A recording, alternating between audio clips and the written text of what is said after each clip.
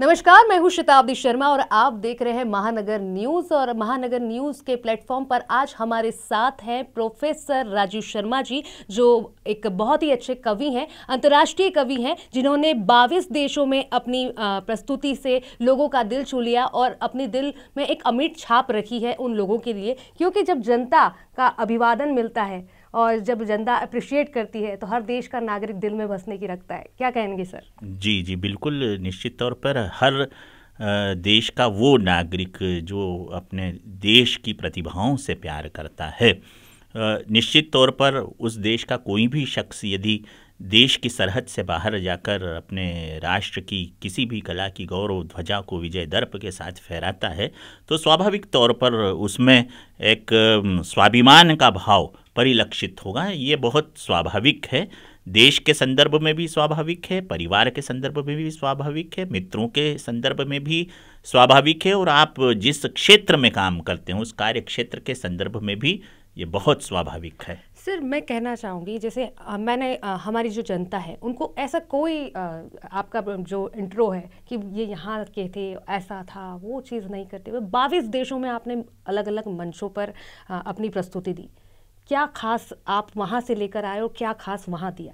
जी, वहाँ से लेकर तुम्हें ये आया कि वहाँ के यादों के साथ वहाँ के जो श्रोता हैं उनके सुनने के संस्कार जो हैं वो लिसनर्स हैं। हियरिंग और लिसनिंग में थोड़ा अंतर होता है। वो गंभीरता से सुनते हैं और सुनने के बाद बात को जज्ब करते हैं। श्रोता के स्तर पर ये चीज़ भारत के श्रोताओं ने उनसे ग्रहण करनी चाहिए। और वहाँ जो देकर आया मैं, मुझे लगा कि वहाँ पर चूंकि हिंदी कवि सम्मेलन ज़्यादातर NRIs करवाते हैं, जो कि अप्रवासी भारतीय जिन्हें हम हिंदी में कहते हैं, तो वो जब कभी भी हम इस देश की वो बात करते हैं जो यहाँ की संस्कृति के से, यहाँ के संस्कारों से, यहाँ की सभ्यता से, यहाँ के धर्मों से जुड़ी हुई होती है, तो स्वाभाविक तौर पर चूंकि वो भारत से दूर होते हैं तो उनके मन में अपने राष्ट्र के प्रति एक उद्दाम प्रेम के भावों को मैंने उमड़ते देखा है। और मैं सोचता हूँ कि मैं विदेश में यही देकर आया हूँ कि उनके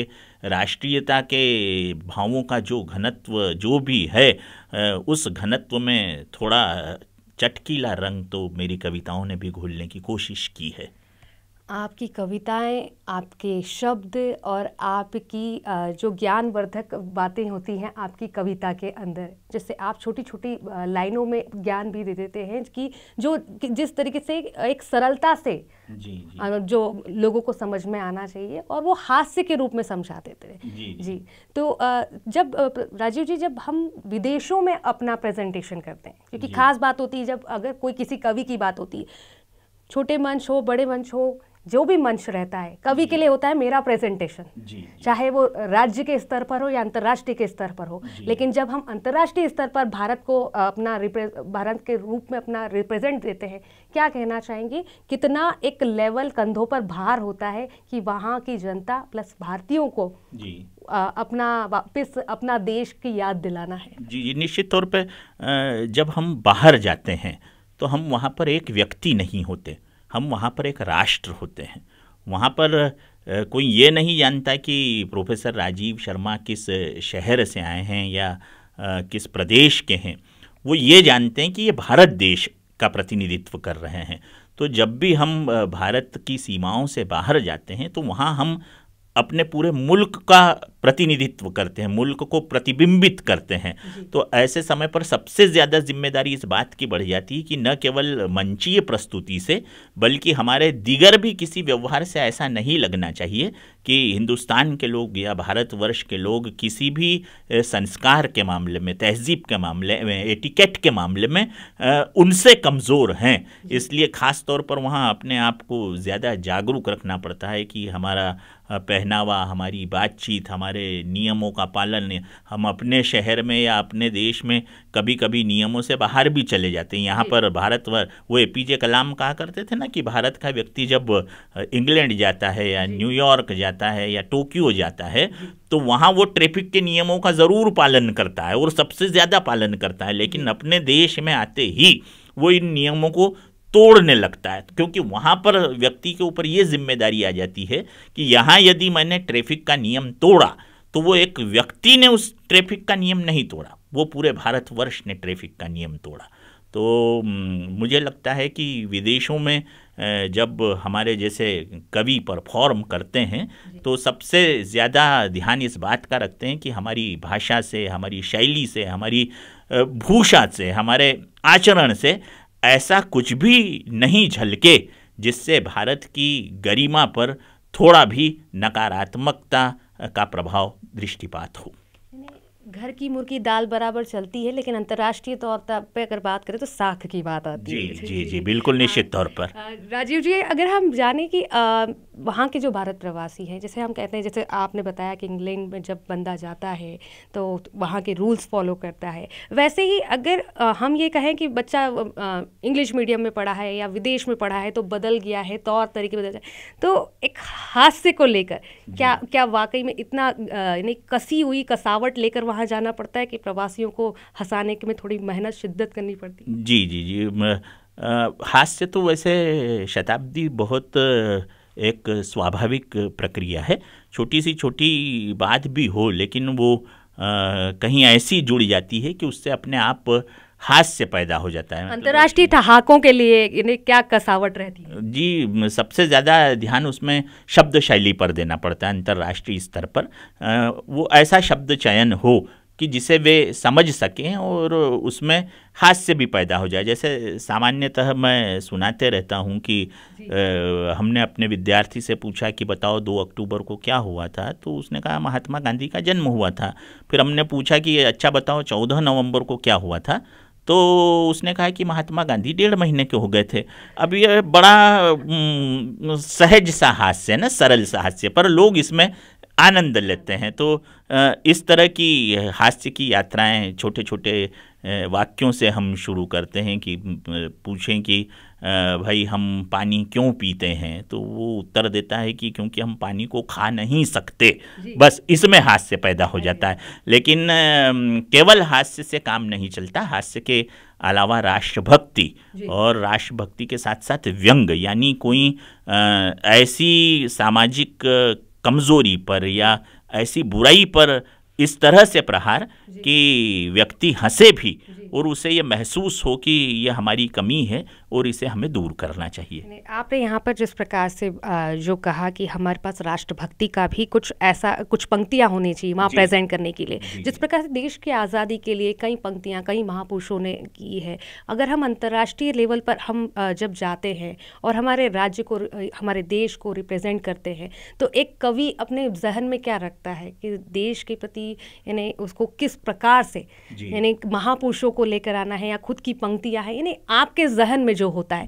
क्योंकि आज हम बात कर रहे हैं प्रोफेसर राजीव शर्मा जी से। जी जी, शताब्दी जब बाहर जाते हैं हम, तो हम सबसे ज़्यादा ख्याल इस बात का रखते हैं कि अपने देश की जो क्वालिटीज़ है, जो गुणवत्ता है, उसको हम उजागर करें।